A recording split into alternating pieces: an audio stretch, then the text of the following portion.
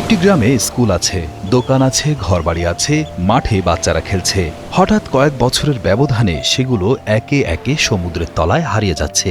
এমনটাই ঘটছে হন্ডুরাসের দক্ষিণের ফনসেকা উপসাগরের সিরেনো নামের গ্রামে। 2005 সাল থেকে এখন পর্যন্ত সমুদ্র প্রায় 105 মিটার জমি গ্রাস করেছে।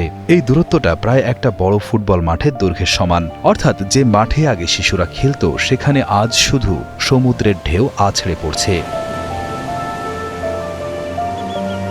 গ্রামের স্কুলে আগে 400 জনেরও বেশি শিশু পড়াশোনা করত, সেটাও ভেঙে গেছে।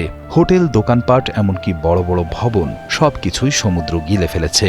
অনেক পরিবার দাবি করছে এক রাতে এক ঢেউ এসেই তাদের ঘরবাড়ি ভাসিয়ে নিয়ে গেছে। গ্রামের একজন জেলে হেক্টর গালিন্ডো জানান, সমুদ্র কাউকে রেহাই দেয় না। 3 মাস আগে মাত্র একটি বড় ঢেউয়ে মাছ রাখার ঘর পুরো ভেসে গেছে।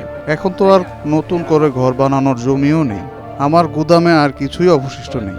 এখন আমাদের সকলকে থাকার জন্য অন্য কোনো জায়গা খুঁজে বের করতে হবে, কারণ সমুদ্র এগিয়ে আসছে।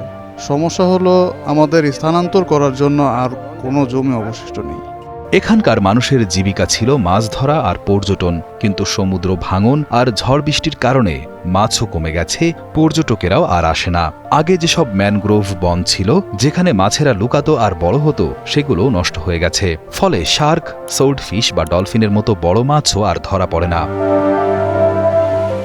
পরিসংখ্যান বলছে গত শতাব্দীতে সমুদ্রের পানি 20 সেন্টিমিটার বেড়েছে, আর এর অর্ধেকটাই ঘটেছে গত 30 বছরে। এর অর্থ এখন সমুদ্র অনেক দ্রুত বেড়ে যাচ্ছে। একটি পরিবেশ সংরক্ষণ সংস্থা জানিয়েছে হন্ডুরাসের প্রায় 1700 পরিবার এমন বিপদের মুখে আছে।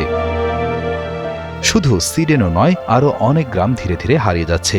এটা শুধু হন্ডুরাসের সমস্যা নয়, জলবায়ু পরিবর্তনের কারণে পৃথিবীর অনেক সমুদ্র পাড়ের গ্রাম শহর একই রকম ঝুঁকিতে আছে। বিজ্ঞানীরা বলছেন, যদি এখনই ব্যবস্থা নেওয়া না হয় তাহলে আগামী প্রজন্মের অনেকেই তাদের জন্মভিটা আর কখনো দেখতে পাবে না।